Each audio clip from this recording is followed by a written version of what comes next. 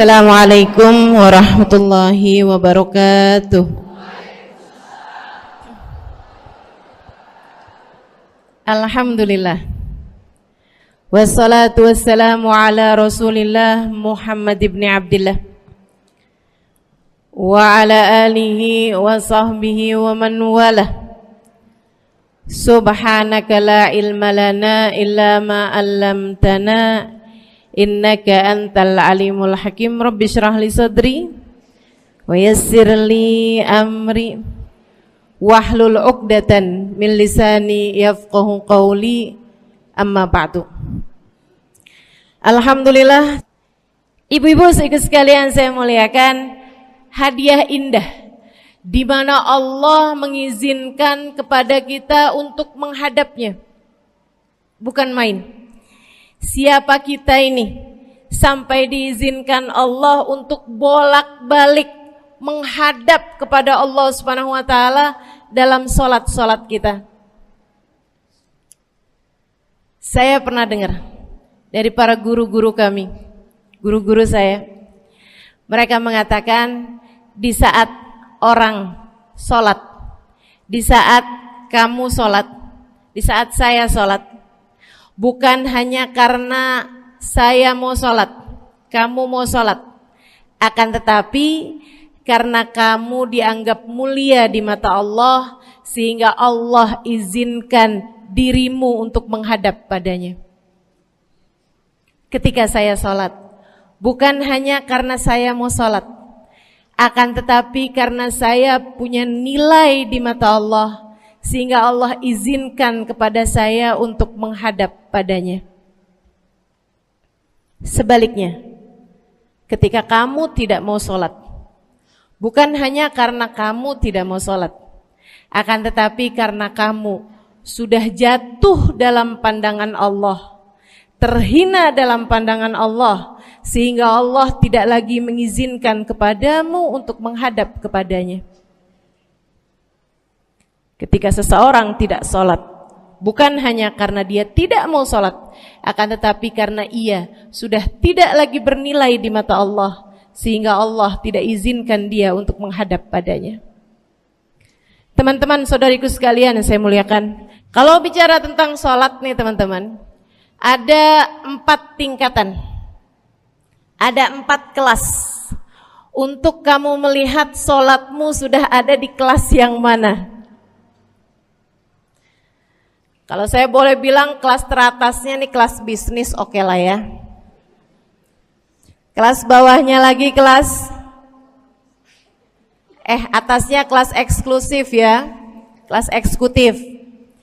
Terus bawahnya lagi kelas bisnis, bawahnya lagi kelas. Tapi ada 4 kelas, bawahnya lagi kelas gerbong. Nggak naik dalam kereta nih ya. Kelas yang paling bawah kita bahas nih, kelas gerbong nih. Kayaknya naik di atasnya nih ya, gerbongnya. Teman-teman sekalian, orang yang di saat mengerjakan sholat, dia kerjakan juga, tapi merasanya sebagai beban. Ya ampun, udah maghrib aja, baru juga asar. Ya ampun, males banget dah. Ini gak ada rusuh nih. Kita kan lagi jalan-jalan nih. Kita kan lagi belanja nih di Tanah Abang. Kita jamaah aja gimana sholatnya. Nah ini orang-orang yang menganggap sholatnya sebagai beban. Malas kalau disuruh sholat, terutamanya subuh. Terutamanya sholat subuh. Ini Allah ceritakan orang-orang yang seperti ini adalah kelompoknya orang munafik. Naudzubillah. Alladzina idza qamu ila sholati qamu kusala. Orang-orang yang kalau disuruh sholat bangun juga sih, tapi malas banget. Setan nih nemenin dia, kayak naroin batu di atas kepalanya, bikin dia berat mau ngerjain sholat. Kalau lagi tidur, ngipas-ngipasin matanya, bobo aja lagi. 5 menit lagi, 5 menit lagi. Bangun-bangun udah siang. Pernah terjadi padamu?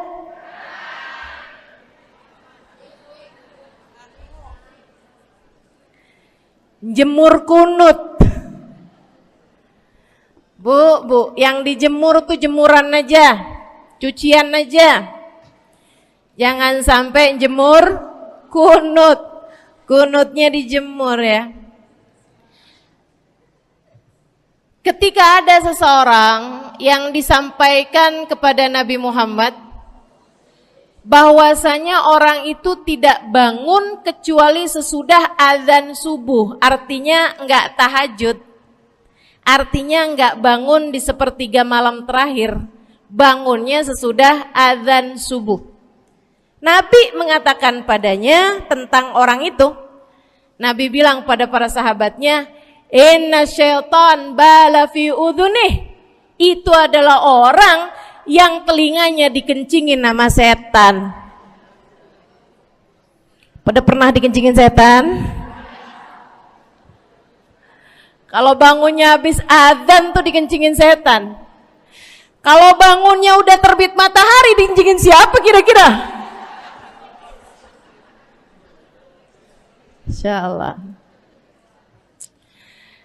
Teman-teman saudariku sekalian yang saya muliakan, alladzina idza qamu ila sholati qamu kusala, malas bener kalau diajakin sholat, sampai sebagian sholatnya dikerjakan keluar dari waktunya. Yang seperti ini masuk dalam firman Allah Subhanahu wa taala, a'udzubillahi minasyaitonir rajim, fawailul lil musallin alladzina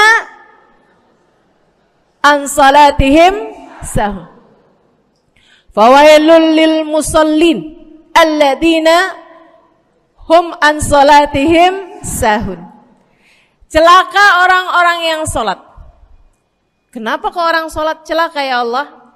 Sebab mereka an salatihim sahun, melalaikan salat mereka. Apa maksudnya melalaikan? Imam Sayyidina Ibnu Abbas dalam salah satu tafsir beliau mengatakan alladzina yuakhiruna an waqtiha au yuqaddimuha ila ghairi waqtiha. Orang-orang yang mengakhirkan sholat sampai keluar dari waktunya atau memajukannya sebelum waktunya. Mau pergi ke Tanah Abang nih, jam 11. Ntar kita ribet nih urusan sholat duhur. Dah sholatin sekarang aja. Ini orang-orang yang fawailul lil musallin. Bu, sesibuk apapun dirimu, jangan pernah ninggal sholat. Bu, lagi ngerjain perkara penting apapun kamu, jangan pernah mengakhirkan sholat. Jangan pernah mengeluarkan sholat dari waktunya. Kenapa gitu? Karena bu, sholat itu urusanmu sama Allah. Gak ada yang lebih penting daripada itu. Gak ada yang lebih penting daripada itu. Siapa yang mementingkan Allah, dia bakal dipentingin sama Allah. Siapa yang meremehkan sholatnya, berarti dia telah meremehkan Allah. Siapa yang meremehkan Allah, dia akan diremehkan oleh Allah. Na'udzubillah min dzalik. Buat adik-adik jomblo, jangan pernah mau kawin sama orang yang gak sholat. Biarpun kamu udah nunggu cukup lama, kalau ada yang lamar kamu dan dia gak sholat, jangan mau bu. Dek, ibu-ibu juga, kalau ada yang janda di sini,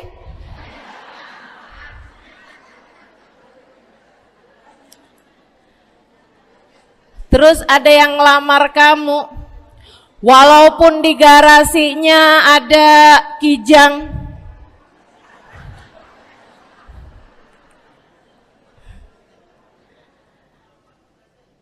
ada bebek, motor maksudnya ya, datang melamar kamu, jangan terima.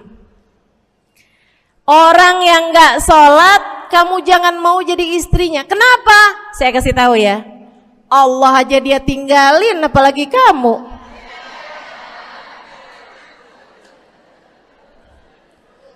Allah aja dia tinggalin. Siapa yang tidak berguna baginya peringatan Allah, maka tidak akan berguna baginya peringatan dari siapapun. Tapi dia mencintai saya, Ustazah. Dia mencintai saya cinta mati katanya. Sekarang tungguin setahun 2 tahun, cintanya hilang, tinggal matinya. Tapi dia mencintai saya luar biasa, Ustazah. Dia tak sanggup hidup tanpa saya. Itu namanya cinta monyet. Tungguin 2 tahun, cintanya hilang, tinggal. Jangan temenan sama orang gak sholat. Dia telah jatuh di mata Allah. Maka kita pun belajar buat jadi orang-orang yang terus mendaki, terus meraih rahmatnya Allah, terus belajar buat jadi salah satu orang yang dipandang dengan rahmat oleh Allah Subhanahu wa taala. Salah satunya dengan cara kita memuliakan sholat. Kita menjaga sholat. Jagain sholatnya. Jangan masuk kelompok orang yang tadi itu sholatnya menjadi beban. Ini kelompok paling bawah nih. Naik ke kelas ekonomi. Tadi begitu ya? Kelas ekonomi, orang-orang yang sholatnya menjadi sebuah kewajiban. Dia kerjain, dia tahu itu wajib, dia gak akan tinggalin. Tapi sama halnya dengan kewajiban-kewajiban yang lain. Kita nih kalau mikirnya kewajiban, Bu, kalau gak diwajibin lagi seneng. Betul gak? Masih ada kayak beratnya gitu ngerjain sholat. Orang yang sholatnya dianggap sebagai kewajiban. Kayak anak-anak sekolah tuh, wajib pakai seragam, wajib ngerjain PR. Kalau 1 hari, besok enggak wajib pakai seragam. Ada nggak ya pakai seragam? Nggak ada. Nggak ada yang besoknya dipakai seragam. Terus tanyain, kenapa kamu tetap pakai seragam? Abisnya saya suka sama seragamnya. Nggak ada. Karena mereka menganggap pakai seragamnya adalah kewajiban. Sekolahnya sebagai kewajiban. Jadi giliran besok libur anak-anak, hore gitu. Ada orang-orang yang sholatnya dianggap sebagai kewajiban. Nggak ada yang nambah kalau kewajiban tuh. Sholat sunnah boro-boro, sholat wajib aja kalau bisa dibikin sesingkat mungkin akan dilaksanakan dengan cara yang sesingkat-singkatnya.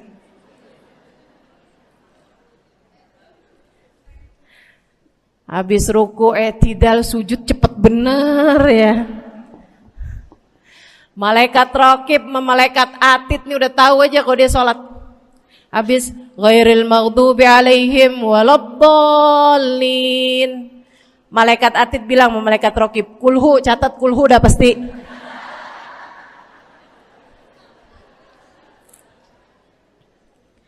Kulhu aja gak kelar-kelar.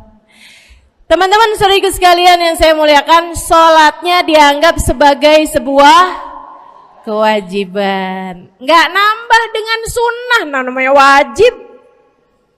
Kita naik lagi insyaallah. Sholatnya kita naikkan dari yang kewajiban kita naik menjadi kelas bisnis, sholatnya sebagai sebuah kebutuhan. Bu, mudah-mudahan nih ibu-ibu, teman-teman semuanya yang sedang menyimak kajian pada hari ini, saya doakan, karena saya berharap saya pun juga didoakan agar menjadi salah satu orang yang sudah berada dalam tingkatan ini. Sholat kita tahu adalah kebutuhan kita. Sama kayak kebutuhan makan, Bu.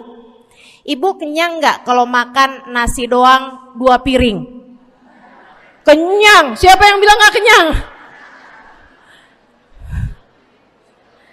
Kalau kamu makan nasi doang sepiring, kenyang apa nggak kenyang? Kenyang. Akan tetapi pasti ibu-ibu mau nambah dah. Nambah apaan? Lauk. Nambah lauknya. Ada ikan asin, ada sayur asem. Langsung pada lapar nih. Ada sambal. Masya Allah, ada tempe goreng. Udah Bu ya, tetangga lewat kagak nyadar. Masya Allah. Teman-teman sekalian, kita nambah, bahkan udah kenyang pun kita masih cari lagi tambahan. Makanan apa nih yang bisa kita makan? Karena kita tahu makan adalah sebuah kebutuhan kita. Kita perlu sama makan. Kita butuh sama makan. Maka demikian pula dengan orang-orang yang sholatnya sudah dia tahu adalah sebagai sebuah kebutuhan. Cukup sih duhur 4 rakaat, dia nambah. Ada qobliyahnya, ada ba'diyahnya. Jam-jam 9 pagi nggak ada sholat wajib sih, tapi pengen ngemil, ya Bu ya, dengan cara kerjain sholat duha. Malam-malam abisnya isya, ampun mau tidur, ingat katanya Nabi, pesannya kepada Sayyidina Abu Hurairah, wasani habibi, kata Abu Hurairah, an utir qabla an anam. Kekasih saya Nabi besar Muhammad, kata Abu Hurairah, kasih pesan pada saya untuk jangan tidur sebelum sholat witir. Jadi habis kelar sholat isya langsung sambung sama witirnya. Dia tahu sholatnya adalah sebagai sebuah kebutuhan. Kebutuhan. Saya butuh untuk sholat karena saya butuh kepada Allah. Saya perlu sholat karena saya perlu kepada Allah. Saya perlu sholat karena saya tahu urusan saya sebesar apapun saya rasakan adalah kecil dalam pandangan Allah.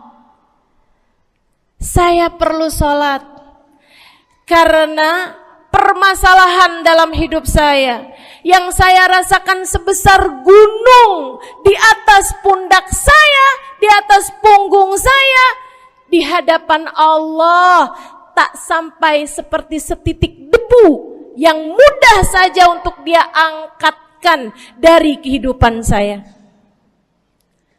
Maka kita pun menjadikan sholat sebagai sebuah kebutuhan. Lagi sakit, jangan ninggal sholat. Kenapa? Kamu menghadap kepada yang punya kesehatan. Lagi banyak utang, jangan ninggal sholat. Sama, jangan utang lagi. Karena kamu menghadap kepada pemilik segala kekuasaan, pemilik dunia dan akhirat, pemilik semua uang di atas muka bumi ini adalah Allah. Makanya Habib Ali Habsyi, penulis kitab Maulid Simtud Durar, yang tadi ibu-ibu baca maulidnya, beliau pernah bilang, Ada dalam salah satu diwan beliau. Diwan tuh syair-syair beliau itu ya. Ali idza qad marid syafahu fi'lus shalah la'alla syirru sifa fi wad'i tilkal jibah. Kata beliau, Ali nih kalau lagi sakit, nih Habib Ali ya, beliau tuh padahal punya amal ibadah sangat banyak. Tapi Habib Ali bilang, Ali idza qad marid syafahu fi'lus shalah. Ali nih kalau lagi sakit, sembuhnya sama sholat. Sembuhnya sama sholat. La'alla sirru sifa. Rasa-rasanya memang Allah letakkan rahasia kesembuhan ada pada fi wad'i tilkal jibah, terletakkannya jabhah kita, dahi kita di tempat sujud. Di sana semua permasalahan-permasalahan dalam hidupmu menjadi ringan. Saat kamu meletakkan dahimu di tempat sujud, kamu berbisik lirih kepada Allah, akan tetapi suaramu didengar sama yang punya arsy. Akan tetapi suara bisikanmu didengar segenap malaikat-malaikat yang ada di atas langit. Kemudian mereka mendoakanmu sehingga Allah mengatakan wasjud waqtarib, sujudlah kamu. Posisi sujudmu itu waqtarib akan membuatmu menjadi dekat dengan Allah Subhanahu wa taala. Sujudlah dan mendekatlah kepadaku, kata Allah. Agrab ma yakunul 'abd min rabbih fahuwa sajid, kata Nabi Muhammad. Fa'akthiru fihi du'a faqamin an yustajabulah. Tempat terdekat seorang hamba dengan Tuhannya adalah saat dia sedang sujud. Maka perbanyaklah doa dalam sujudmu, kata Nabi Muhammad. Doamu sangat mungkin diijabah oleh Allah. Apalagi kalau doanya kamu haturkan di sepertiga malam yang terakhir. Saat-saat di mana kebanyakan manusia di sekelilingmu yang lalai berada dalam tidurnya, berada dalam alam mimpinya. Para ulama tuh sampai bilang, Bu, dari kehususannya sepertiga malam yang terakhir, orang yang ngerjain maksiat aja sepertiga malam yang terakhir tuh tidur. Ibu gak pernah tahu orang-orang pulang diskotik jam berapa? Gak tahu ya, sama. Tapi Bu, yang pasti mereka tuh sepertiga malam yang terakhir malah pada pulang, malah pada tidur gitu. Orang maksiat aja itu sama Allah dibuat tidur tuh di jam-jam yang biasanya turun rahmatnya Allah. Allah mau milih nih mana nih hamba-hambaku, pilihan-pilihanku akan aku bangunkan untuk menghadapku. Kemudian Allah Subhanahu wa taala bertanya, hal min mustaghfirin, hal min taib, hal min talibi hajatin faunilahul matalib. Siapa nih di antara kalian yang lagi mohon doa, minta pertolongan, mohon ampunan, akan aku beri, kata Allah Subhanahu wa taala, sebab kalian meminta pada waktu yang paling aku suka. Kalau punya hajat minta. Kapan mintanya? Dalam sujud. Kapan sujudnya? Dalam sholatmu di sepertiga malam yang terakhir. Bu, ngelihat muka-mukanya pada punya hajat banyak-banyak nih. Gimana tahajudnya? Mudah-mudahan Allah jadikan kita salah satu di antara mereka yang menyibukkan diri di sepertiga malam yang terakhir, insyaallah. Sampai-sampai Bu ya, saya tinggal lama di kota Hadramut dulu. Orang-orang di Hadramut, orang awamnya, itu kalau mereka punya anak kecil umur 1 tahun, 2 tahun, 3 tahun tuh, punya anak bayi, balita gitu. Kalau mereka bangun di sepertiga malam yang terakhir, mereka akan membangunkan anak-anaknya walaupun buat main. Alasannya 2. Yang pertama, agar mereka terbiasa bangun di jam-jam segitu. Nantinya kalau besarnya mereka jadi udah kebiasaan bangun di jam segitu, gampang ngerjain tahajud. Alasan yang kedua, ibu-ibu sekalian, agar anugerah, karunia, rahmat, pemberian Allah yang Allah turunkan di sepertiga malam yang terakhir, anak-anak mereka pun berhak untuk mendapatkannya karena mereka tidak sedang dalam keadaan tidur dan dalam keadaan berjaga. Kan kebalik sama orang kita. Anak-anak kita, cucu-cucu kita kalau bangun jam segitu kita tidurin lagi, masih malam nak, masih malam. Mama masih ngantuk nak. Masya Allah. Ibu, saya punya ibunya guru saya. Saya punya guru salah satunya dan yang tercinta di hati saya, Sayyidil Habib Umar bin Hafid. Guru saya. Beliau punya ibu namanya Hubabah Zahra. Almarhumah, baru meninggal masa-masa deket pandemi. Ya Bu ya, baru aja beberapa tahun silam meninggalnya. Itu ibu-ibu sekalian punya anak kalau nggak salah 12. Kalau nggak salah 12 anak beliau. Laki-laki 5. Kalau saya nggak salah ya, mohon maaf kalau saya salah. Kemudian yang perempuan 7. Semuanya soleh-solehah. Semuanya Bu jadi orang-orang yang luar biasa, yang terutamanya anak yang pertama yaitu Habib Ali Masyhur jadi mufti pada zamannya di Kota Tarim. Sampai wafatnya beliau masih sebagai mufti. Mufti itu Bu, permasalahannya umat semuanya ada di meja beliau untuk beliau selesaikan.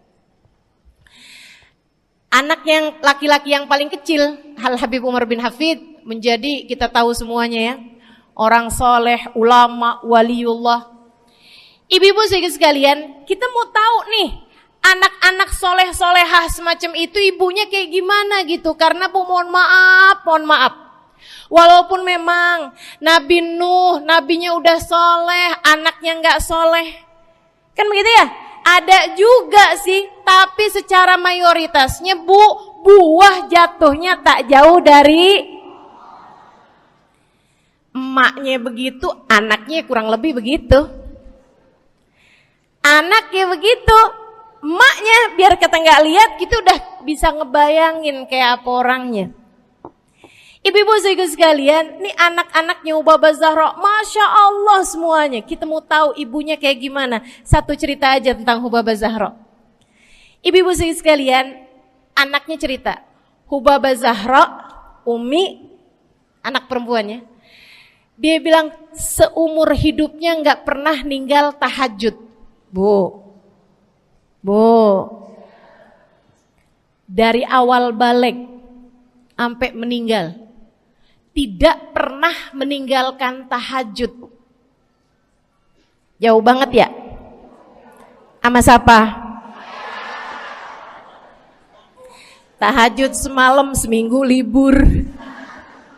Kelakuan siapa itu? Hubabah Zahra gak pernah ninggal tahajud kecuali satu malam. Satu malam itu beliau tuh lagi ada hajat besar, maksudnya lagi kayak ada acara pernikahan, kemudian beliau juga kelelahan, kecapean, baru tidurnya juga jam-jam 2, jam-jam mau jelang pagi Bu ya. Kelewatan tahajud. Bangun pas azan subuh. Ibu, beliau bangun dengan gemeteran. Beliau bangun dengan menggigil padahal enggak musim dingin. Beliau bangun, azan, innalillahi wa inna ilaihi rajiun. Azan, astagfirullah, ya Allah, astagfirullah, azan, ya Allah, ampuni Zahra ya Allah, Anaknya cerita, hari itu aku tidak pernah melihat ibuku berlelehan air mata sepanjang hari lebih daripada hari tersebut. Hari itu kami melihat ada seorang perempuan berlelehan air mata beristighfar memohon ampun kepada Allah karena satu malam dalam hidupnya beliau meninggalkan tahajudnya, teman-teman. Masya Allah, Masya Allah. Tiap kali makan ingat gitu, ya ampun tadi malam gak tahajud, samihni ya Rab, samihni ya Rab, sampai gak enak makan. Insya Allah, Insya Allah. Mudah-mudahan Allah jadikan keagungan sholat ada dalam hati kita. Sholat kita jadi kebutuhan. Insya naik tingkat eksekutif, teman-teman. Tadi saya ulangin lagi dah, karena ibu-ibu kan suka rada lupaan. Kelas yang paling bawah, kelas apa tadi? Gerbong. Menjadikan sholatnya sebagai beban. Kelas berikutnya menjadikan sholat sebagai kewajiban. Naik lagi menjadikan sholat sebagai kebutuhan. Tingkat terakhirnya ada hamba-hamba tercinta di sisi Allah yang menjadikan sholat mereka sebagai sebuah hiburan dalam hidupnya, hobi dalam hidupnya. Diawali, dicontohkan oleh baginda kita Nabi besar Muhammad yang mengatakan dalam hadis sahihnya, wa ju'ilat qurratu aini fis shalah, wa ju'ilat qurratu aini fis shalah. Dijadikan, kata Nabi Muhammad, Allah telah menjadikan, dijadikan li untukku qurrat aini, kesenanganku dalam kehidupan, kebahagiaanku ada pada, hobiku ada pada as-shalah, salat. Nabi itu orang yang kesenangan beliau, hobi beliau adalah salat. Kana idza faza'ahu amrun aladha ila shalah. Kata para sahabat meriwayatkan, Nabi kalau lagi dengar kabar-kabar yang gak enak, segera menuju kepada sholat. Nabi kalau udah ada kabar-kabar Rasul pasukan kita terkalahkan di medan peperangan, Nabi ngelihat Bilal. Kemudian Nabi Muhammad nanya, udah dekat waktu sholat Bilal? Sebentar lagi Rasul, arihni biha ya Bilal, arihni biha ya Bilal. Yuk Bilal, sampaikan diri saya Bilal, tolong hibur diri saya Bilal. Segera azan dan kita akan sholat bersama-sama wahai Bilal. Kesenangan beliau, hobi beliau dalam sholat, dalam hidup adalah sholat. Teman-teman saya sekalian, bukan hanya Nabi Muhammad, tapi para sahabat-sahabat Nabi Muhammad, tapi para tabi'in, para tabi'it tabi'in. Saudaraku sekalian saya muliakan, Sayyidina Umar bin Khattab alaihi ridwanallah, kana idza ja'ahu hal, apabila beliau dalam keadaan hatinya lagi khusyuk, hatinya lagi nyambung banget sama Allah Subhanahu wa taala, kalau mau sholat sunnah manggil orang. Beliau sholat dalam masjid, ada orang mau sholat sunnah, ada orang lagi baca Quran dipanggil sama beliau. Kamu saya bayar ya, kamu duduk sebelah sini saya nih, baca Qurannya deketan saya sini, kamu saya bayar. Buat apaan wahai Sayyidina Umar? Buat negur saya, ngingetin saya lagi sholat nih. Oh gak usah dibayar Tuan. Yaudah kalau gitu kamu duduknya sebelah sini ya. Tugas saya apa Tuan? Kalau kamu lihat saya sholat berdirinya kelamaan, ingetin saya buat ruku. Kalau kamu lihat ruku saya kelamaan gak bangun-bangun, ingetin saya buat bangun. Kalau kamu lihat sujud saya kelamaan, ingetin saya buat duduk. Karena saya sekarang ini kalau lagi berdiri baca Al-Quran, lupa buat ruku. Dari nikmatnya bacaan Quran beliau. Baik Tuhan, sholat, baca Fatihah, habis itu baca Quran, surat Al-Quran, dapat selesai satu, kok masih enak, baca lagi, masih enak lagi, baca lagi. Yang sebelah beneran nih gak ruku-ruku. Beliau berdiri kemudian bilang, Tuan ruku, gak kedengeran. Beliau berdiri deketin telinganya, Tuan ruku, belum kedengeran juga. Ruku, Allahu Akbar. Sayyidina Umar bin Khattab. Tabi'in, Sayyidina Ali Zainal Abidin. Pernah lagi sholat, rumahnya kebakaran, teman-teman. Sholat sunnah di waktu malam, rumahnya kebakaran. Orang-orang pada teriak-teriak, Tuan Harik, nar, ya ibn binti Rasulillah, wahai anak dari cucunya Nabi Muhammad. Tuan, ada api di sekitarmu. Tuan, kebakaran. Tuan, kebakaran. Allahu Akbar. Sami Allahu liman hamidah. Enggak lihat apa-apa. Habis selesai sholat baru lihat, kebakaran nih rupanya. Orang-orang pada bilang, kami sudah mengingatkanmu Tuan. Apa jawab beliau? Al-hadni an-narul kubro. Di depan saya ada api yang jauh lebih besar, api neraka. Saya nggak lihat api sekecil ini. Masya Allah. Saudara sekalian yang saya muliakan, para ulama Allah Subhanahu Wa Taala. Terakhir saya mau ceritakan Sayyidil Habib Abu Bakar As-Sakran, penulis Wirid Sakran. Kalau teman-teman pernah tahu, beliau saudara sekalian saya muliakan dapat julukan As-Sakran, orang yang mabuk. Karena mabuk kepada Allah Subhanahu Wa Taala. Beliau pernah satu waktu kena penyakit di punggungnya. Beliau kemudian tanya sama dokter, kata dokter, wah ini nih penyakit mesti diangkat, mesti dioperasi. Ya udahlah, operasiin saya. Disuguhin 1 gelas khamr di waktu yang telah ditetapkan untuk jadi waktu operasi. Apa ini? Khamr, minuman keras. Zaman itu belum ada obat bius. Dia bilang, ini buat apa?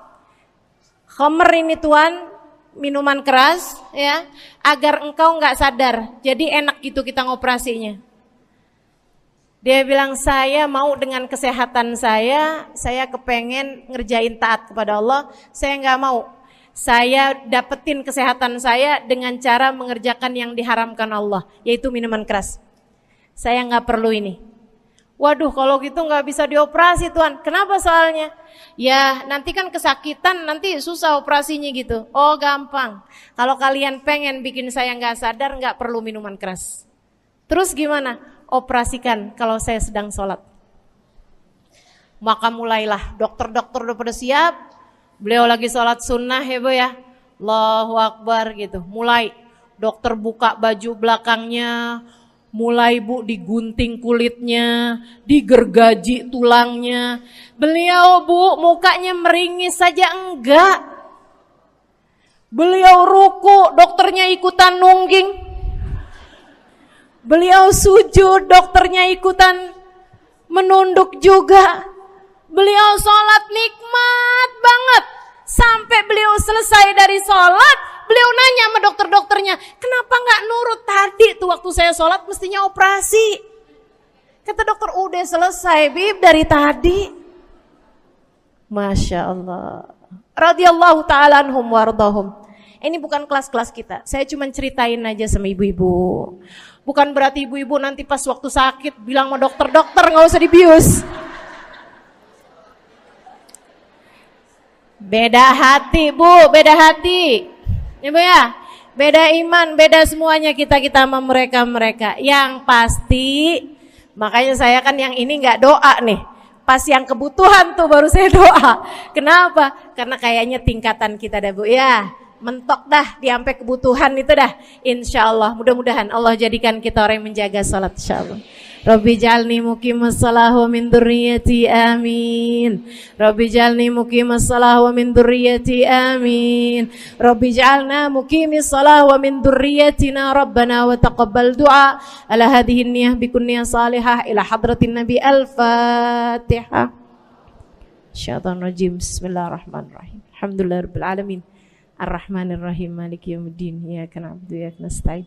Ihdinas siratal mustaqim, siratal ladzina an'amta 'alaihim, ghairil maghdubi 'alaihim waladdallin. Amin. Taqabbalallahu minna wa minkum, taqabbal ya karim.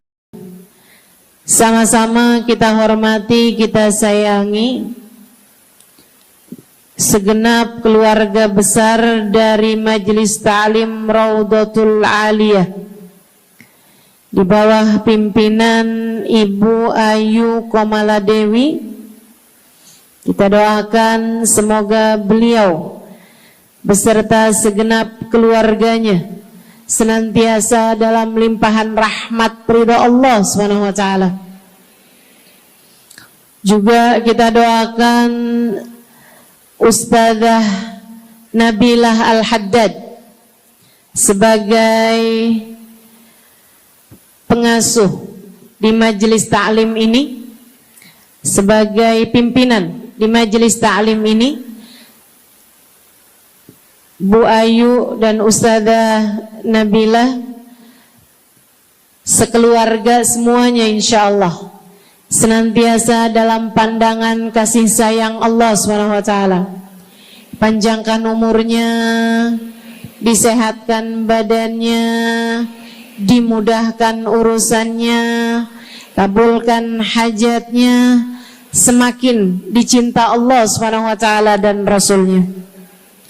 Para ustadzah, para hubabah, para syarifah, para pimpinan pondok pesantren, para pimpinan majelis ta'lim, yang mudah-mudahan semuanya dalam limpahan rahmat ridha Allah SWT, serta tentu saja semua yang hadir di majelis ini, baik ibu-ibu, kakak-kakak, adik-adik, anak-anak, yang mudah-mudahan semuanya dirahmati Allah, disayang Allah, dibahagiakan Allah, diistiqomahkan jalannya menuju ridha Allah Subhanahu wa taala, insyaallah diistiqomahkan jalannya menuju surga Allah Subhanahu wa taala. Amin ya rabbal alamin. Qul amantu billah thumma istaqim, kata Nabi Muhammad sallallahu alaihi wasallam kepada seorang pemuda yang meminta nasihat, ya Rasulullah ausini, wahai Rasul tolong nasihati aku. Kita kalau ketemu orang mulia jangan minta duit, Bu. Kita kalau datang ketemu sama orang-orang yang kita tahu doanya mustajab, sangat soleh, hidupnya baik, apalagi jika dia adalah kekasih-kekasih Allah Subhanahu wa taala.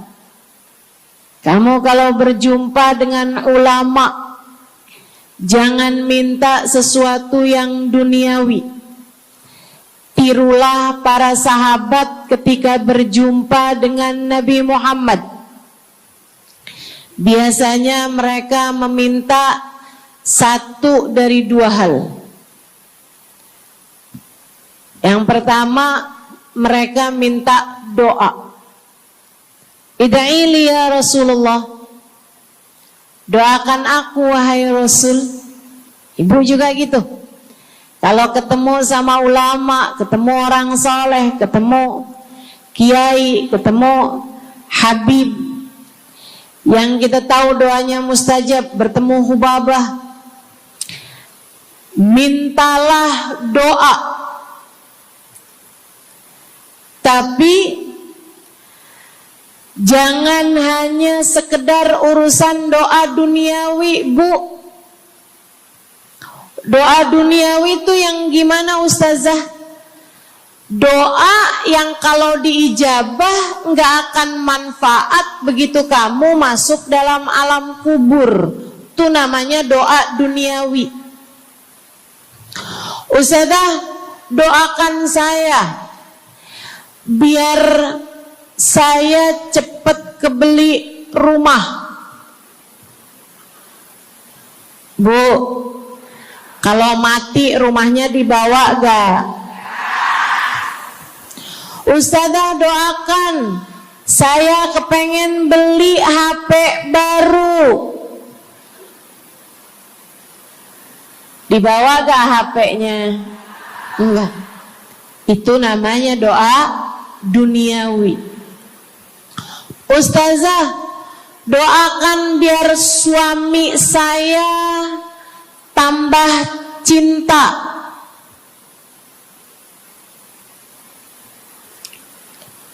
Kalau mati suaminya dibawa gak Bu?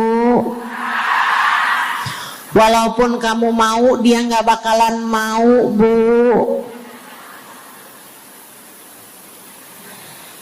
Sesuatu yang sifatnya duniawi. Ustazah, doakan biar anak saya soleh. Duniawi apa bukan? Bukan. Sebab kesolehan anak akan jadi tambahan bekal bagimu ketika kamu masuk dalam alam kubur. Jadi gak boleh nih Ustazah doa urusan duniawi atau minta didoakan urusan-urusan duniawi. Boleh, tapi jangan cuma itu. Nanti takutnya kamu nyesel. Kalau selama di dunia kamu doanya hanya untuk urusan dunia, takutnya begitu masuk dalam kuburan sudah tidak ada lagi doa yang akan Allah ijabah untukmu ketika kamu ada dalam alam kubur nanti. Sayang-sayang. Jadi kalau doa, prioritaskan urusan akhirat. Insya saya berasa banget jadi orang yang sering dimintain doa sekaligus juga sering minta doa. Saya kalau ketemu orang saleh, ketemu habaib, ketemu hubabah, saya akan minta doa, nggak pernah minta duit saya. Ida'ili ya hubabah, ida'ili ya habib. Serius sekalian, sebagai orang yang sering juga dimintain doa, Ustazah doakan saya. Banyak tuh. Saya merasakan perbedaannya saat saya ada di Tarim sama ketika saya sudah pulang dan kembali ke negeri ini. Waktu saya di Tarim, orang kalau minta doa sama saya, usik berdoa, tolong ya doain saya. Saya suka tanya, doa apa? Selalu aja, hampir semuanya mengatakan hal yang sama. Ida'ili bihusnil khatimah. Doakan saya biar husnul khatimah. Begitu nyampe ke Indonesia, kalau ada orang bilang Ustazah doain saya, biasanya lanjut tuh doanya, minta apa langsung dibilang, nggak pakai tanya. Ustazah doain saya biar utang cepat lunas. Ustazah doain saya biar cepat dapat jodoh. Ustazah doain saya biar jadi orang kaya. Ustazah doain saya biar suami nggak mendua. Ya Allah, ternyata kebanyakan orang kita kalau minta doa seringnya urusan duniawi. Bukan berarti nggak boleh, boleh aja sih. Cuman takutnya begitu kamu mati nyesel kalau semua doamu selama ini adalah sesuatu yang tidak ikut kamu bawa ketika kamu mati. Kalau kita lihat para sahabat ketika mereka berjumpa dengan Nabi Muhammad, selalu saja banyak di antara mereka yang minta doa. Nabi pernah tanya, doanya apa? Macem-macem jawaban para sahabat. Ada yang begini, Harithah menjawab, ida'ili an yarzuqani Allah asyhada fi sabilih. Rasul, doakan saya biar saya dikaruniai mati syahid di jalan Allah. Ada lagi yang lain doanya, ya Rasulullah, id'ili an yarzuqani Allah murafaqatan bika ya Rasulullah. Doakan biar saya nanti di masa sesudah kematian saya, di masa akhirat nanti, bisa mendampingimu wahai Rasulullah, bisa berjumpa denganmu wahai Rasul, bisa ada dalam rombonganmu wahai Rasulullah. Doa-doa yang sangat ukhrawi, doa-doa yang sangat akhirat, karena mereka sudah faham tujuan hidup sesungguhnya adalah mencari ridha Allah Subhanahu wa ta'ala. Tujuan hidup sesungguhnya adalah bergerak menuju surga Allah Subhanahu wa ta'ala. Tujuan hidup sesungguhnya adalah berpulang kepada Allah dalam keadaan Allah ridha kepada kita. Sahabat, minta didoakan, ama yang kedua minta nasihat. Kita juga nyontoh, kalau ketemu orang soleh, kalau ketemu ulama, kalau ketemu habaib, ketemu kiai, ketemu bunyai, ketemu hubabah, ketemu ustadzah, ketemu ustad, minta nasihat. Selain daripada minta doa, mintalah nasihat. Hal ini dicontohkan oleh para sahabat kepada Nabi Muhammad. Datang seorang pemuda berjumpa Nabi Muhammad sallallahu alaihi wasallam. Kemudian bertanya, ya Rasulullah, ausini, wahai Rasulullah, berikanlah nasihat kepadaku ini. Nabi Muhammad tersenyum, senang, bangga, karena mengerti bahwa umatnya faham apa yang harus diminta dari nabinya. Nabi berkata kepadanya, qul amantu billah thumma istaqim. Kata Nabi Muhammad, ucapkanlah, aku beriman kepada Allah, kemudian istiqomahlah kamu di jalan Allah. Nasihat Nabi Muhammad buat pemuda tersebut, nasihat Nabi Muhammad buat pemuda-pemuda umatnya sepanjang zaman.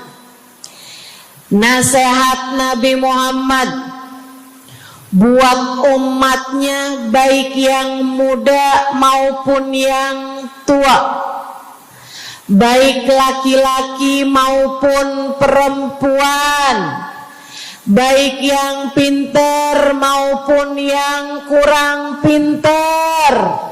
Semua umatnya dinasehati sama Nabi Muhammad. Karenanya akan saya sampaikan hal ini kepadamu hari ini. Quli, ucapkanlah, amantu billah, aku beriman kepada Allah. Tsumastaqimi, kemudian istiqomahlah kamu, wahai saudariku, di jalan Allah. Katakanlah, aku beriman kepada Allah. Kemudian istiqomahlah. Istiqomahlah. Nasihat yang sangat indah dari baginda kita Nabi besar Muhammad, yang Allah karuniakan kepadanya jawami'al kalim, dapat selalu berbicara dengan kata-kata yang ringkas tapi padat. Nabi itu ucapannya ringkas tapi padat. Nggak kayak saya, Bu, udahlah panjang dan ya, mudah-mudahan Allah jadikan ucapan-ucapan kita jadi kalimat-kalimat yang akan membawa kita menuju surga. Jadi ucapan-ucapan yang akan bawa kita menuju ridha Allah Subhanahu wa taala. Ibu-ibu, kita sama-sama belajar biar kalau ngomong itu enggak panjang-panjang, akan tetapi bermutu, berkualitas. Terutama Bu, ibu kalau ngomong sama anak-anak ibu, kadang-kadang panjang bener. Padahal itu aja, anak sampai hafal. Iya mah, katanya gitu. Betul gitu? Nabi kalau ngomong pendek aja tapi penuh makna. Nabi kalau bicara seringkali nggak panjang-panjang tapi sangat berarti. Satu hadis beliau saja bisa disyarahkan, diberi keterangan, hingga bahkan berkitab-kitab banyaknya. Ibu-ibu sekalian, salah satu dari ucapan ringkasnya Nabi Muhammad, amantu billah, kata Nabi, qul amantu billah, tsumastaqim, ucapkanlah, aku beriman kepada Allah, kemudian istiqomahlah di jalan Allah. Apa itu istiqomah? Lurus, jangan belok-belok. Lurus, jalan terus. Jalannya adalah jalan yang lurus. Itu yang selalu kita minta dalam tiap rakaat sholat kita. Kita berdoa kepada Allah, ihdinas siratal, ya Allah, tempuhkanlah untuk hidup kami ini jalanmu yang lurus. Sama kayak kamu lagi bilang, ya Allah, karuniakanlah dalam kehidupan kami keistiqomahan di jalanmu ya Allah. Kamu selalu minta istiqomah 17 kali sekurangnya tiap hari. Betapa sangat pentingnya istiqomah ini, saudaraku sekalian. berada dalam jalan yang lurus. Saya mau bahas jalan lurus yang dimaksud ini apa aja. 1, kamu harus lurus imannya. Amantu billah, aku beriman kepada Allah. Kata Nabi Muhammad sallallahu alaihi wasallam, "Qul amantu billah," ucapkanlah, aku beriman kepada Allah. Maka istiqomah tersebut yang nomor 1 adalah dalam urusan keimanan. Bu, Kak, Dek, Nak, yang lurus imanmu. Iman yang lurus tuh yang gimana, Ustazah? Iman yang lurus adalah memahami 2 kalimat syahadat yang menjadi pintu gerbang keimananmu. Orang kalau masuk Islam, dia jadi orang yang beriman, dia mengucapkan kalimat syahadat. Apa itu? La ilaha illallah. Yang pertama. Yang kedua, Muhammad Rasulullah. Tidak ada Tuhan selain Allah. Itu harus kamu miliki dalam hatimu secara lurus, istiqomah. Gak ada Tuhan selain Allah.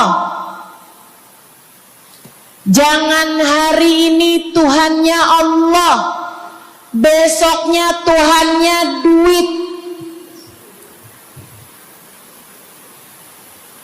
Apapun aja yang disuruh sama duit, yang ada duitnya, yang haram-haram pun diterjang. Lah kenapa begitu? Saudaraku sekalian, Qul amantu billah, ucapkan, aku beriman kepada Allah. Aku faham arti la ilaha illallah. Tidak ada Tuhan selain Allah. Tidak ada yang mengatur kehidupan selain Allah. Tidak ada yang memberi rezeki selain Allah.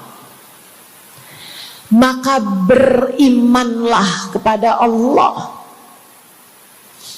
Kalau ada istri bilang sama suaminya, kalau kamu nanti pulang bawa duit, ahlan wa sahlan, selamat datang. Tapi kalau kamu pulang nanti nggak bawa duit, silakan tidur di luar.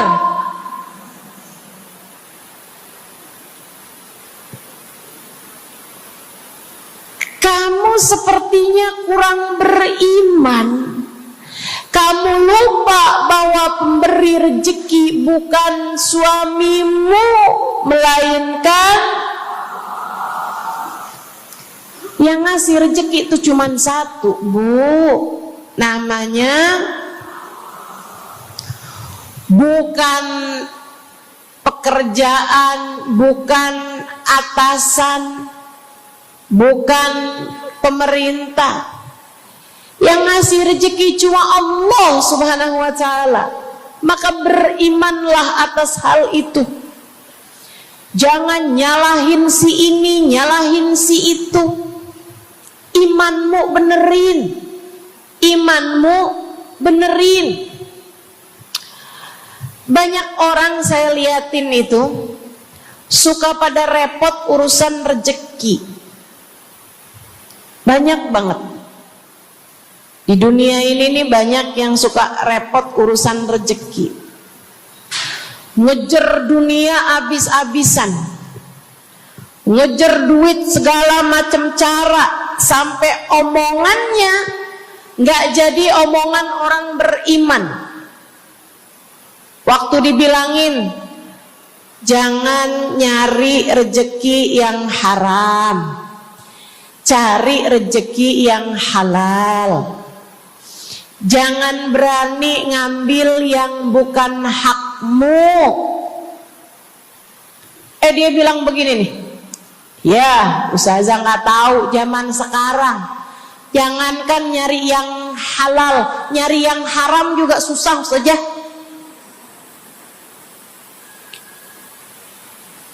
Itu omongan orang nggak beriman. Kamu mesti ngerti dulu, kalau yang kamu minta adalah urusan rezeki, dengerin.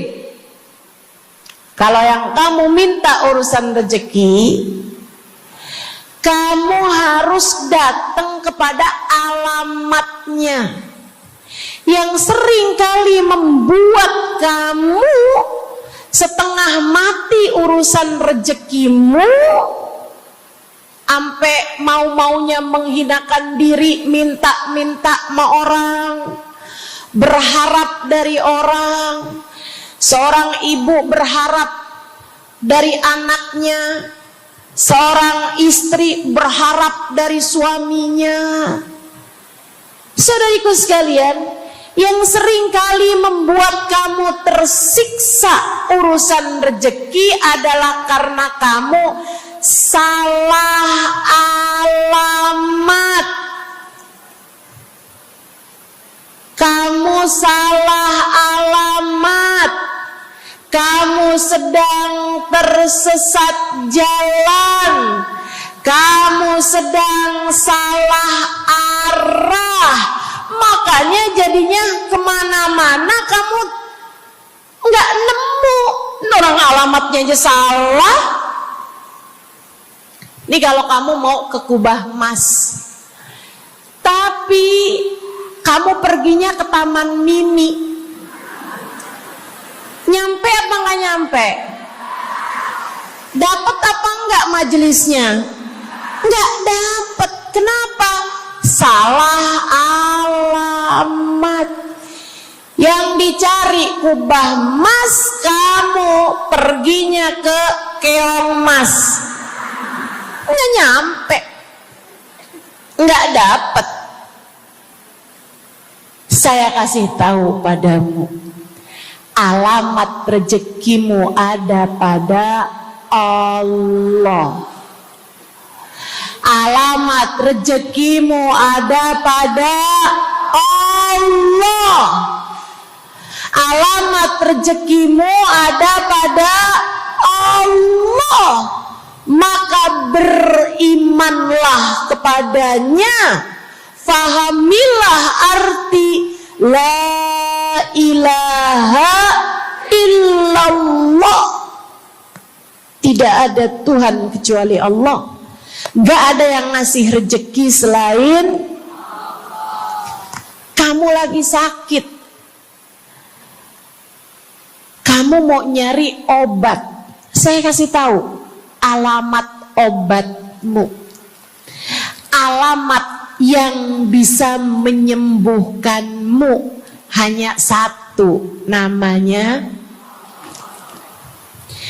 urusan rezeki. Allah sudah bilang, huwar razzaq dzul quwwatil matin. Allah lah satu sang pemberi rezeki. Allah lah satu sang pemilik kekuatan sejati. Jadi kamu kalau mau nyari rezeki, datanglah ke alamatnya, datanglah kepada Allah. Kamu lagi mau nyari kesehatan, jangan salah alamat.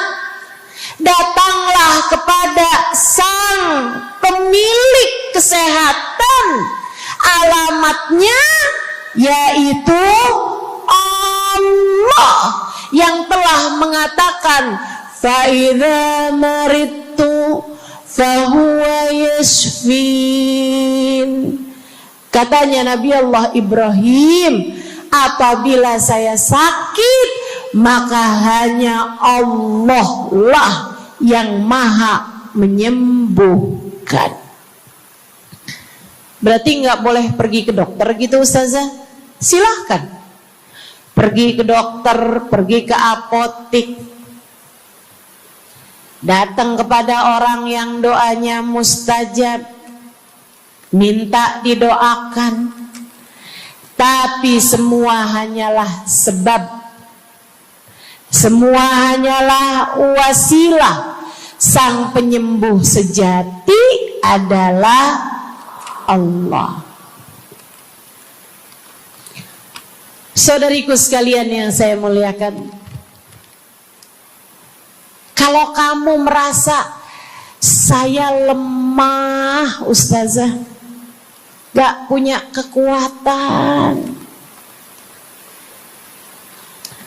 kalau kamu merasa saya bodoh Ustazah, saya tidak mengerti di mana alamat ilmu, di mana alamat pengetahuan.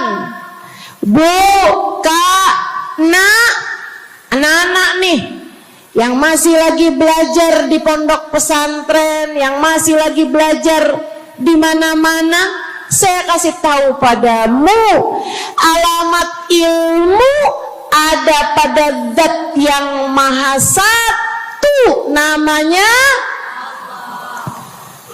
Allamal insana malam ya'lam. Allah lah yang mengajari manusia apa yang tidak dia ketahui. Pengen dapat ilmu, datanglah kepada Allah.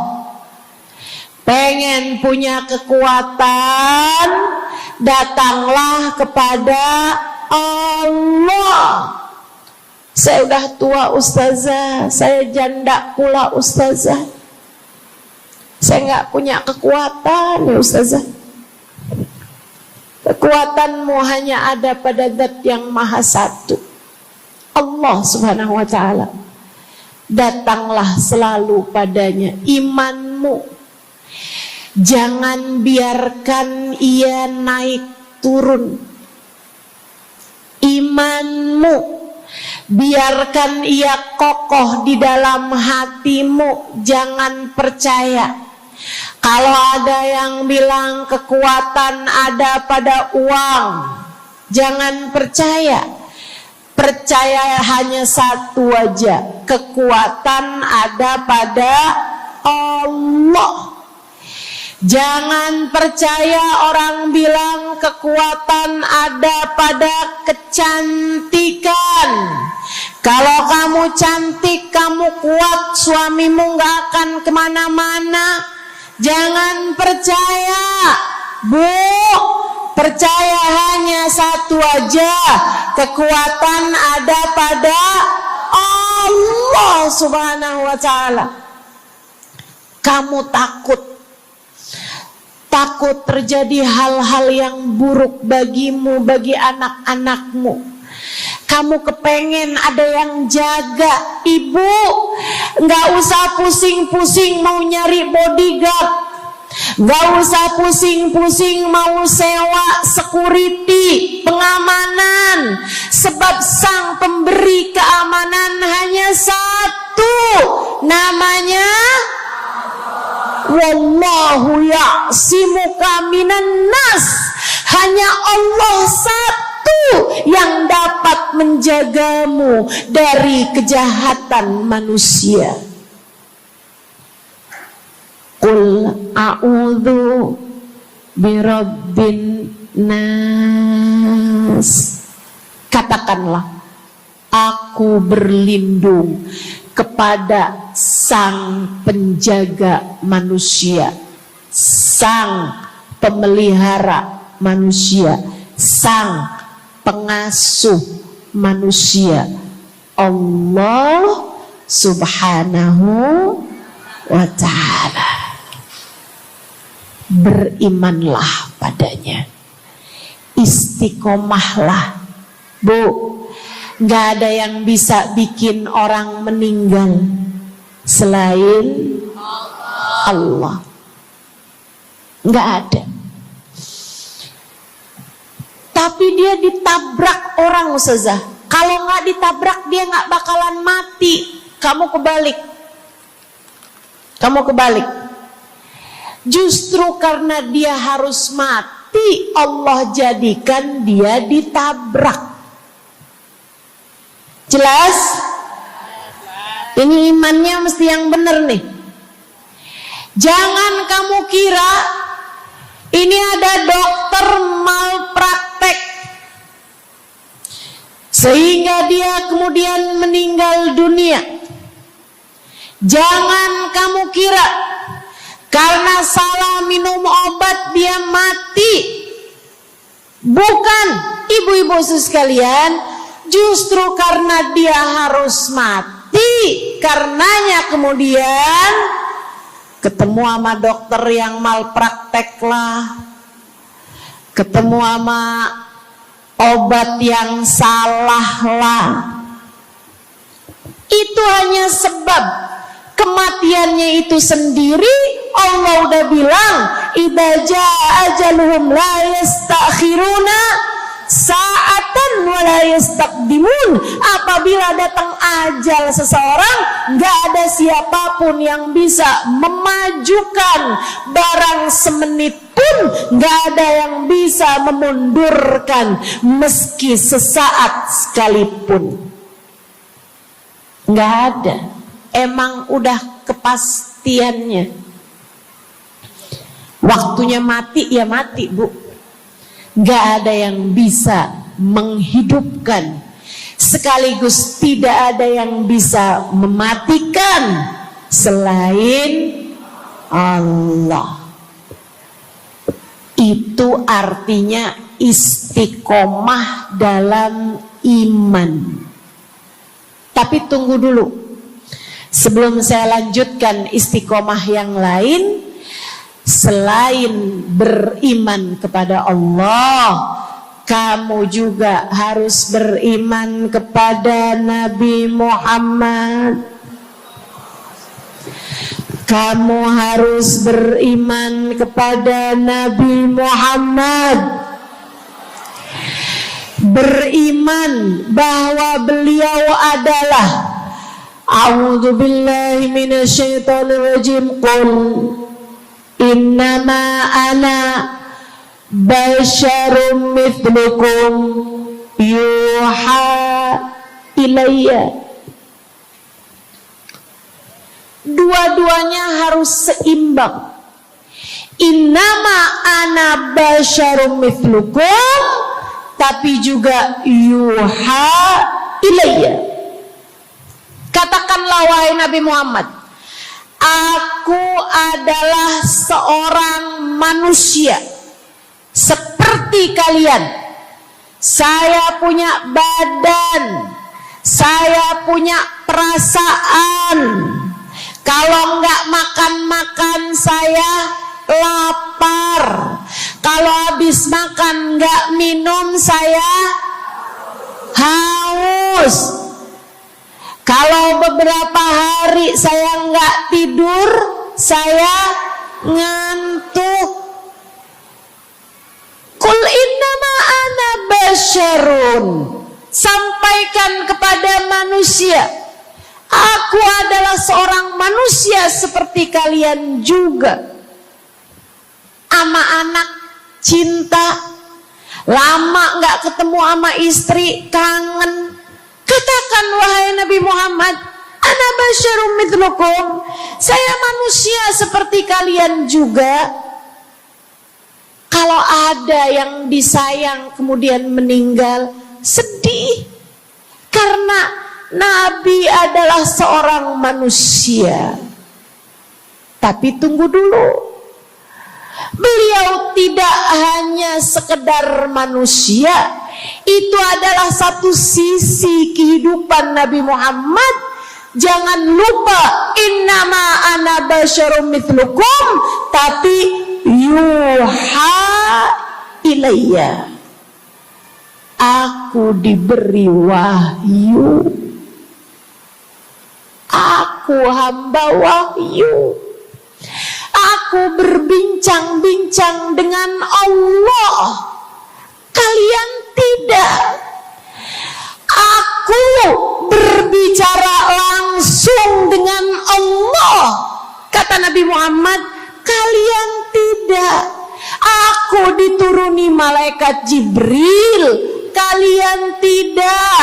Aku diberi wahyu Al-Quran 30 juz, kalian tidak barang seayat pun.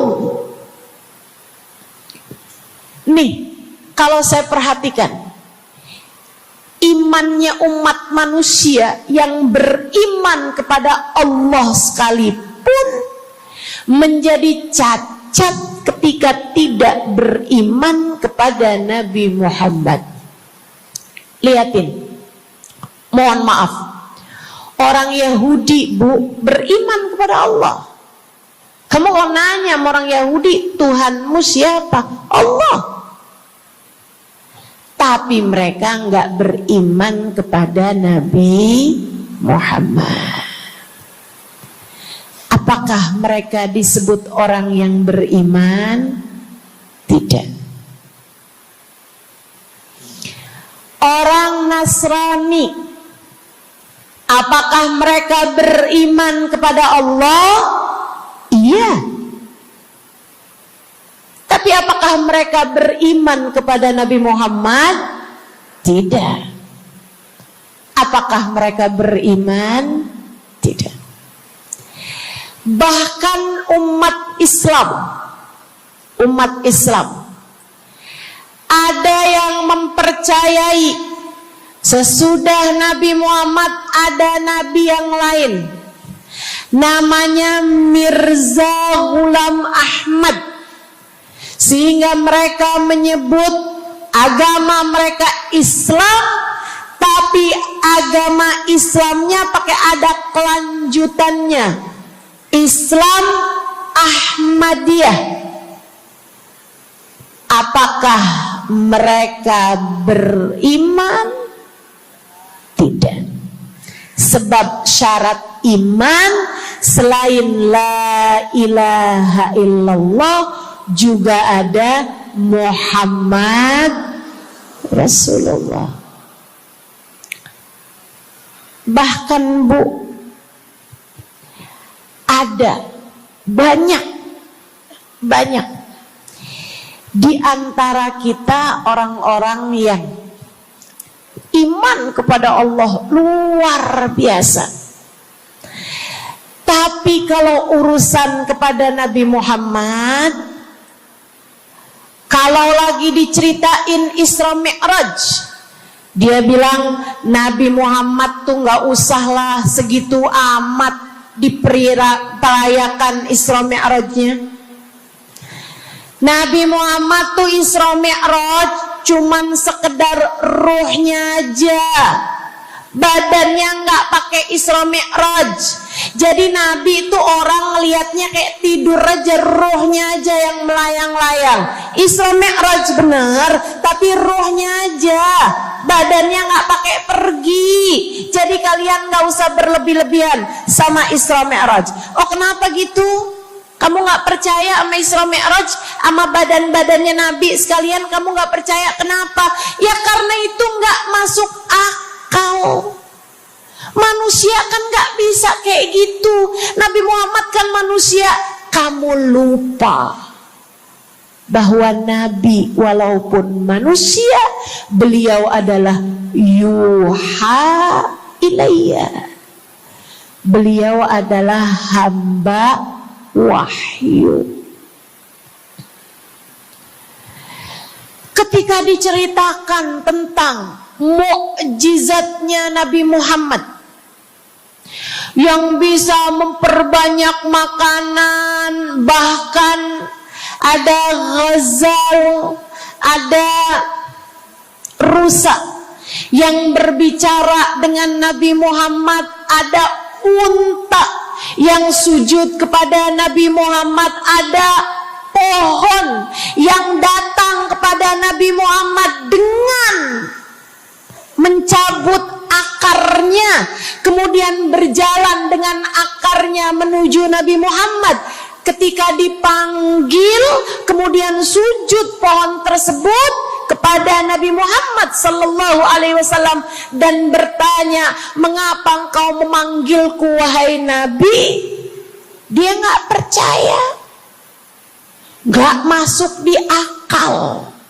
Itu hanyalah dongeng. Kita bilang tapi hadisnya sahih, riwayatnya Ibnu Mas'ud yang menceritakan hal itu, hingga bahkan Sahibul Burda menuliskannya. Katanya Sahibul Burda Imamul Busiri, ja'at lidakwatihil asjaru sajidatan tamshi ilaihi ala saqin bila qadami. Datang ketika dipanggil sama Nabi Muhammad pepohonan. Mereka datang dengan, mereka berjalan dengan akar-akar mereka, kemudian sujud di hadapan Nabi Muhammad. Ini tentang iman. Mereka nggak percaya. Mereka ngakunya paling beriman. Mereka ngakunya paling lurus imannya. Tapi kenapa kalau mengenai Nabi Muhammad kamu menjadi timpang? Ketika melihat orang ramai-ramai bersolawat kepada Nabi Muhammad, mereka kegerahan. Ketika melihat orang-orang ramai datang ke majelis-majelis maulid, merayakan, bergembira atas lahirnya Nabi Muhammad, mereka kegerahan sampai mereka bikin GAM. Apaan tuh? Gerakan anti maulid. Oh, ada lagi mereka menyebut diri mereka GAS. Apaan tuh? Saya tanya. Gerakan anti solawat lah. Kenapa kamu kegerahan sama Nabi Muhammad? Hah? Kenapa kamu ngerasa kayak takut banget umat begitu cinta sama Nabi Muhammad? Ada apa denganmu? Kamu lupa Nabi Muhammad memang manusia, tapi qul innama ana basyarum mithlukum yuha ilayya. Jangan pernah pisahkan Nabi, meskipun beliau seorang manusia seperti kita, tapi beliau adalah hamba wahyu. Beliau adalah hamba wahyu. Kamu gerah banget orang bersolawat sama Nabi Muhammad. Ada masalah apa sama kamu? Kamu gerah banget orang baca maulid Nabi Muhammad. Bahkan ada orang-orang yang ngaku paling Islam, tapi gerah banget ngelihat orang berziarah ke makam Nabi Muhammad. Ada masalah apa sama kamu? Yang bermasalah bukan kami umat Nabi Muhammad. Yang bermasalah adalah imanmu. Sebab ketika kita diminta beriman kepada Nabi Muhammad, jangan hanya fokus kepada kemanusiaan Nabi Muhammad, fokuslah pula kepada beliau sebagai hamba wahyu. Saudaraku sekalian yang saya muliakan, istiqomah dalam iman. Beriman kepada Allah, beriman kepada Rasulullah. Cinta kepada Allah, cinta kepada Rasulullah. Cinta kepada Rasulullah, cinta kepada keluarga Rasulullah, cinta kepada sahabat Rasulullah, dan istiqomahlah dalam cinta tersebut. Jadi istiqomah menuju ridha Allah yang pertama adalah istiqomah dalam iman. Yang kedua, istiqomah dalam taat. Bu, Kak, istiqomah dalam taat. Kamu disuruh sholat,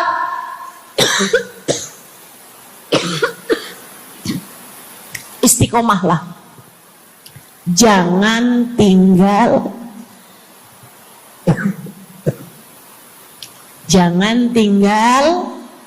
sholat.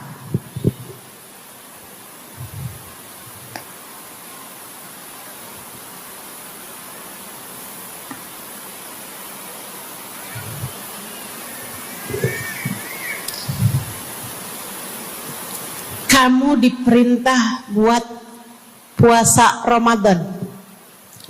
Jangan tinggal puasa.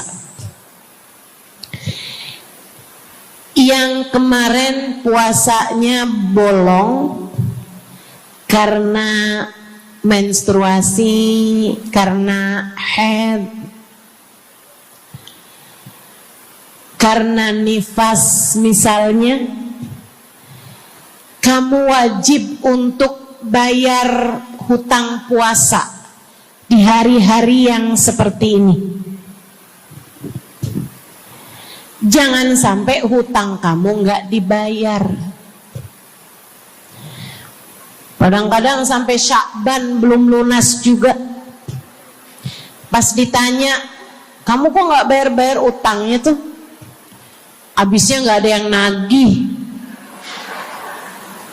Kamu minta siapa yang nagih? Israel. Jangan sampai datang malaikat Israel mencabut nyawamu, sementara kamu masih punya hutang puasa yang belum kamu lunasi. Kamu diperintah Allah buat taat. Istiqomahlah dalam jalan taatmu. Jangan tinggal perintah Allah. Dek, kalau kamu dilamar sama laki-laki yang gak sholat, jangan mau. Tapi dia baik, Ustazah. Baik menurut siapa? Dek, orang ninggal sholat artinya dia ninggal Allah. Saya bilangin, kalau Allah aja dia tinggal, apalagi kamu. Dia bilang dia gak bakal ninggalin saya, Ustazah, karena katanya dia gak sanggup hidup tanpa saya. Dek, jangan percaya. Jangan percaya. Allah aja dia tinggalin loh, apalagi kamu. Apalagi kamu. Orang yang, kata para ulama nih Bu, orang yang peringatan Allah tidak bermanfaat padanya, dia tidak akan bermanfaat dengan peringatan siapapun. Kalau lagi cinta sih dia bisa ngomong apa aja. Tapi percayalah, yang bisa ninggal Allah, dia bisa ninggal siapapun.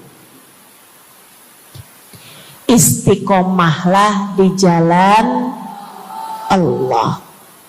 Istiqomah di jalan Allah. Jangan berani ninggal Allah. Jangan berani ninggal salat. Jangan berani ninggal ibadah. Kenapa gitu Ustazah?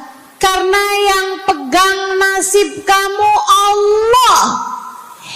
Ini nasihat abah saya yang akan saya pegang sampai kapanpun. Abah saya pernah pulang-pulang dari kerjanya, dia cerita, abah tadi ketemu sama orang yang dulu abah pengen jadi kayak dia. Dia itu dulu waktu zaman abah muda, abah kepengen kayak dia, ganteng, kaya, sehat, orang tuanya kaya, dia bisa sekolah. Abah kepengen sekolah, gak ada biayanya. Abah harus bantu orang tua buat nyari nafkah, sehingga akhirnya putus sekolah. SD aja gak tamat, kata abah saya. Serius kalian? Kata abah kepengen banget jadi kayak dia itu waktu zaman abah muda. Tadi abah ketemu sama dia di trotoar. Abah kaget ngelihat dia. Kenapa, Bah? Dia sekarang gila.